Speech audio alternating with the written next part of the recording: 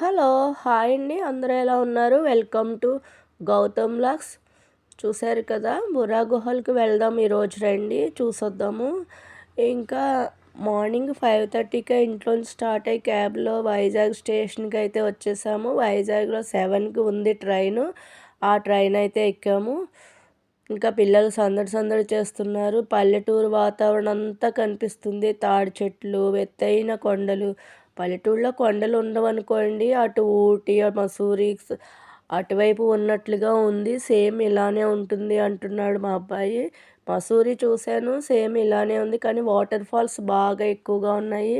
కానీ ట్రైన్‌లో ఇలా గుహ మధ్యలో వెళ్ళినప్పుడు ఆ పిల్లలు ట్రైన్‌లో చేసేవాళ్ళు సందడైతే భలే గోల గోల చేస్తున్నారు. చూసారా కొండలైతే ఎంత పెద్ద పెద్దవి ఎలా క్రైన్‌తో ఎలా కట్ చేస్తున్నారో. ఇదిగోండి ఇదే గుహ. గుహ అటు ఇటు ఉన్నప్పుడు చాలా ఒక 10, 15 సార్లు ఇలా గుహలోంచి వెళుతుంది ట్రైను. ట్రైన్ వెళ్ళినప్పుడైతే భలే రీసౌండ్ తోటి పిల్లలు గోల చేసే అల్లరితోటి భలే బాగుంది. ట్రైన్‌లో అయితే చాలా ఎంజాయ్ చేసాము. క్యాబుల్లో వెళ్తే ఇలాంటి ఆనందం ఎక్కడా కనిపించదు. కానీ ఎప్పుడు అరకు వెళ్ళాలన్నా బుర్రా గుహలు చూడాలన్నా ట్రైన్‌లోనే బాగుంటుందండి. ఇలాగ గుహల్లోంచి వెళ్ళే ఆనందమే వేరు. అప్పుడే అక్కడ ఇంకా 8 అలా కావస్తున్నా మంచు కురుస్తుంది ఆ కొండలపై నుంచి పొగలు పొగలుగాను. బాగుంది. భలే చల్లగానే ఉంది. ఇక్కడైతే ఇంక బుర్రా గుహలు చూశారు కదా! ఇంక స్టేషన్ అయితే వచ్చేసింది. ట్రైన్ ఆగింది. మేమైతే దిగిపోయాము. ఇప్పటికి 9:30, 10 అవుతుంది. 9:45 అయిందంటండి. ఇంకా దిగిపోయాము. ఇంకా స్టేషన్ నుంచి లోపలికైతే వెళ్ళిపోయాము. అటు సైడ్ ఉంది బుర్రా గుహలకి లోపలికి వెళ్ళడానికి. ఇక్కడైతే చాలా వెహికల్స్ ఉన్నాయి రెంట్‌కి ఇవ్వడానికి. ఎవరికి నచ్చిన వెహికల్ ఒకటి మాట్లాడుకుంటే ఇంకా బుర్రా గుహలు, అరకులు అన్నీ తిప్పి వస్తారంట. మేమైతే ఒక వెహికల్ మాట్లాడుకున్నాము. వెళ్తుంటే చూసారా అన్ని షాపులేనండి. ఇక్కడ ఒకటి దొరికి ఒకటి దొరకంది లేదు. చాలా బాగున్నాయి షాపులన్నీను.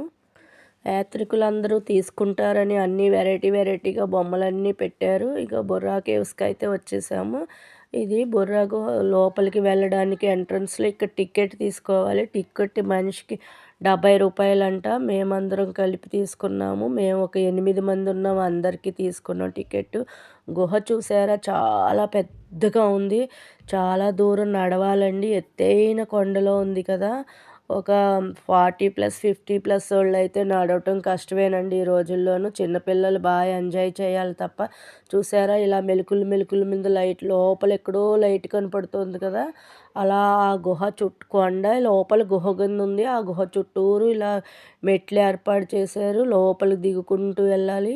ఇంక నేను ఎక్కలేనమ్మా అనేసి నేను అక్కడుండి ఒక ఫోటో దిగి నేను అక్కడ ఆగిపోయాను. మా పిల్లలైతే లోపలికంటే వెళ్ళొచ్చారు. అక్కడ ఇదైతే మాడుగులు హల్వా అమ్ముతున్నారండి అక్కడ. ఇది అమ్మవారి మాడుగులు ఈ హల్వా ఫేమస్ కదా! ఇక్కడైతే ఒక హాఫ్ కిలో హల్వా తీసుకున్నాము. కానీ చాలా రేట్ అయితే చాలా ఎక్కువేనండి. అర కేజీ 500 కానీ టేస్ట్ అయితే భలే బెల్లం హల్వా అండి ఇది. మాడుగుల హల్వా అని అద్భుతంగా ఉంది. టేస్ట్ చాలా సూపర్ అండి. భలే బాగుంది. ఇక్కడ ఈ మంకీ పిల్లలు ఉన్నాయి చూసారు కోతి పిల్లలు. ఇవంటండి ఈ హల్వా కొనుక్కున్నప్పుడు ఈ లోపల నుంచి చాటుకుని నక్కి చూసి వాళ్ళు కబుర్లు చెప్పుకునే టైంలో ఈ హల్వా కొనుక్కున్న వాళ్ళు ఇలా వెళ్తున్నప్పుడు పటుక్కున హల్వా ప్యాకెట్ లాక్కెళ్ళిపోతాయంట. ఇక్కడ కోతులకి అలా అలవాటంట. ఆ అబ్బాయి చెప్పాడు మీరు జాగ్రత్తగా పట్టుకెళ్ళండి కోతులు తీసుకెళ్ళిపోతాయని. ఈ లోపలైతే ఒక రెస్టారెంట్కి వెళ్ళాము. అక్కడ బొంగు చికెన్ ఆర్డర్ పెట్టారు. ఇదైతే కనుక వేడివేడిగా అదే ఆ బొంగు చికెన్ అన్నది బౌల్లో వేసి వడ్డిస్తున్నారు. మా మనడు ఆత్రుతగా ఎప్పుడు పెడతారా అని ఎగిరెగిరి చూసుకుంటున్నాడు ప్లేట్లోను. ఒక చికెన్ ఖరీదు 500 అంట. మీల్స్ ఖరీదు 200 అంట. మీల్స్ బొంగు చికెన్ రెండు కూడా ఆర్డర్ పెట్టుకున్నాము. బ్యాంబో చికెన్ అయితే తిన్నాము. కానీ ఇంకొక బ్యాంబో చికెన్ ఇంటికి పార్సిల్ తీసుకెళ్ళాము. ఇంక ఇదేనండి. షేర్ చేయండి, కామెంట్ చేయండి. Thank you.